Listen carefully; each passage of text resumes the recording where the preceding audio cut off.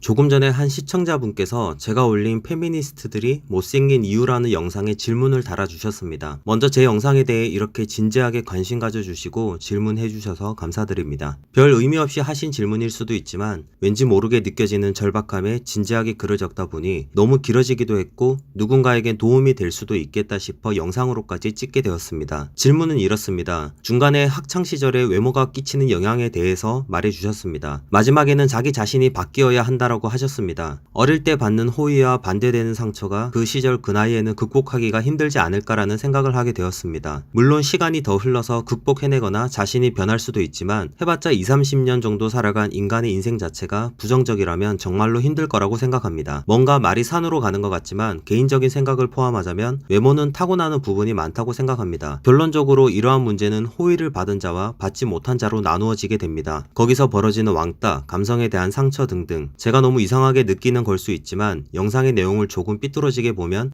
네가 못생겨서 혐오받은 건데 라고 느껴지며 네가 왕따 당하는 이유가 있네 못생겨서 라고도 명분이 생긴다고 보였습니다. 물론 영상의 핀트가 그것이 아니라는 것은 알고 있지만 뇌피셜이 나온 김에 이 어릴 때 원치 않게 받는 혐오에 대해 극복, 받아들이는 마음가짐, 무엇이라도 좋으니 어떻게 해야 할지의 해결책, 의견을 듣고 싶습니다. 라는 게 질문의 내용이었습니다. 먼저 너가 못생겨서 왕따 당한 건데 라는 부분에 대해서 제 생각은 이렇습니다. 학창시절 왕따를 당하는 것에는 여러 가지 이유가 있죠. 맨날 남 뒷담화를 하던가, 재수가 없던가, 이기적이던가, 내성적이던가, 찌질하던가, 더럽던가, 오타쿠던가, 일진이 괴롭히던가, 뚱뚱하던가, 못생겼던가 등등 외모가 왕따에 영향을 주는 것은 학창시절엔 여러가지 이유 중 하나이지만 더 어릴 적인 유년기를 생각해보면 어린아이들은 단순히 뚱뚱하다고 많이 놀리기도 합니다. 이기심, 뒷담, 오타쿠, 찐따 이런 것에 대해서 아무것도 모르는 그 어린아이들이 외모만으로 누군가를 배척하고 차별을 하게 되는 것이죠. 이것을 가지고 못생겨서가 아닌 다른 이유로 포장한다고 해서 달라지는 게 있을까요? 못생겨서 왕따를 당한다는 것은 인간 사회에서 너무 당연하고 본능적인 부분이라고 생각하기 때문에 인권이 어쩌고 저쩌고라며 온갖 미사욕으로 차별을 반대해도 당장은 변하지 않는 사실이라고 생각합니다. 잔인하고 불공평하죠. 누구는 예쁘고 잘생기게 태어났는데 누구는 전혀 그렇지 못하니까요. 이 부분에 대해서 인정하고 극복하지 못하는 사람이 있기 때문에 남 탓과 사회 탓을 하는 사람이 생겨나는 거라고 생각합니다. 하지만 그렇게 남 탓을 한다고 해서 과연 이들이 원하는 세상으로 바뀌는 게 빠를까요? 아니면 자기 자신을 바꾸는 게 빠를까요? 저는 당연히 후자라고 생각합니다. 무엇이 됐든 남을 바꾸는 것보다 자신을 바꾸는 게 가장 쉽고 빠르기 때문이죠. 이 말은 곧 나를 바꿀 수 있는 건 나 자신밖에 없다는 말이기도 합니다. 그렇다고 어릴 때부터 외모로 사람을 차별하고 배척하는 게 옳다고 말하는 게 아닙니다. 당연히 성숙한 사회로 거듭나는 게 올바른 방향이라고 생각하지만 그 세상을 만들기 위해 자신의 인생을 송두리째 바칠 것인가에 대해서는 진지하게 고민해봐야 하는 것이죠. 지금의 페미니스트들 중에는 어린 친구들이 많은데 자신의 인생에 대해서 진지하게 고민하지 못한 채 온갖 부정적인 글에 선동을 당해 극복과 변화의 시기를 놓쳐 청춘을 통째로 날려버리는 것이 안타까운 것입니다. 청춘을 그렇게 날려버리면 그 사람의 남은 인생은 더 비참할 수밖에 없거든요. 못생겨서 왕따 당하는 것이라는 말이 인간성 없어 보이고 잔인하고 오만해 보일 수 있지만 사실이라는 것을 부정해도 바뀌는 건 없기 때문에 사실을 받아들이고 극복해야 한다고 말씀드리고 싶었습니다. 그리고 이 문제에 대한 극복과 해결책을 물어보셨는데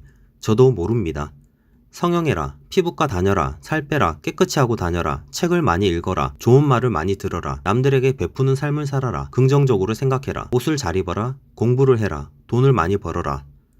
타인이 누군가에게 감히 이런 말을 한다는 것이 얼마나 오만하고 무례한 말일까요? 그리고 그것이 정답이라고 확신할 수 있을까요? 단지 제가 말씀드릴 수 있는 것은 인생을 살면서 자신을 가로막는 장애물이 있다면 그것에 대해서 피하지 말고 정면으로 바라보고 그것을 극복하기 위해 노력하라고 말씀드리고 싶습니다. 자신이 왕따를 당한다면 그들에게 증오심만을 품지 말고 왜 왕따를 당하고 왜 나를 싫어하는지에 대해서 정면으로 바라보고 그렇다면 내가 왕따를 당하지 않으려면 나의 어떤 점을 변화시키면 되는 것인지 있는 사실 그대로 바라봐야 한다는 것입니다. 어떤 때는 자신의 잘못일 때도 있지만 어떤 때는 부당할 때도 있습니다. 인간관계에서 누구의 잘못이 100%인 것은 없기 때문입니다. 모든 것이 나의 잘못이지도 않고 모든 것이 상대방의 잘못이지도 않습니다. 그저 내가 할 수 있는 것에 최선을 다할 뿐인 거죠. 성인이 되고 경험이 많아지면 이 문제들에 대해서 내가 극복할 것인가 피해야 할 것인가 그리고 이 문제를 피함으로써 받는 피해를 내가 감당할 수 있는 것인가에 대한 선택을 할 수 있지만 경험이 부족한 어린 나이에는 그것이 잘 안 될 것입니다. 있습니다. 어쩌다 읽은 책에서 자신이 처한 상황에 대한 해결책을 발견할 수도 있고, 누군가의 조언으로서 해결책을 발견할 수도 있고, 우연찮게 해결책이 번뜩 떠오를 수도 있습니다. 해결책이 나온다는 것은 자신이 극복하기 위해 노력을 해야지만이 가능한 것입니다. 극복하고 싶어서 책을 읽었고, 누군가에게 고민 상담을 했고, 끊임없이 생각해야지만이 가능한 것이죠. 럭키펀치는 주먹을 뻗어야 나오니까요. 끊임없이 노력해도 극복할 수 없을 수도 있습니다. 그러면 내가 그 문제를 안고 살아갈 수 있는 방법을 또 찾아봐야죠. 어떤 때는 운 좋게 바로 해결이 될 수 있지만, 어떤 때는 영원히 해결이 안 될 수도 있습니다. 하지만 그래도 괜찮습니다. 적어도 나는 그 문제를 해결하기 위해 내가 할 수 있는 최대한의 노력은 했고, 그 경험으로 인해 얻은 게 있을 것이니까요. 저는 이 경험 덕분에 앞으로의 제 인생에서 일어날 비슷한 더 큰 일을 당하지 않을 수 있게 성장하게 되었습니다. 정말 다행스러운 일이죠. 만약 내가 왕따를 학창시절이 아닌 군대나 회사에서 당했더라면 내 인생은 더 힘들어졌을 테니까요. 그렇기 때문에 다음에 같은 일이 일어났을 때는 지난번에 얻은 경험을 통해 다시 같은 일이 되풀이되지 않도록 최선을 다하며 앞으로의 인생을 살아가는 거죠. 저는 이게 바로 긍정의 힘이라고 생각합니다. 언젠가 친구와 이런 이야기를 한 적이 있었습니다. 나중에 자식이 생긴다면 무엇을 물려주고 싶냐는 주제였는데, 저는 이것저것 대답을 했죠. 영어, 속독, 양손잡이, 운동 등등. 그러다가 그 친구가 그 중에 한 가지만을 선택해야 한다면 무엇을 선택할 것인가에 대한 물음에 잠깐의 고민 후 나온 답은 명확한 한 가지였습니다.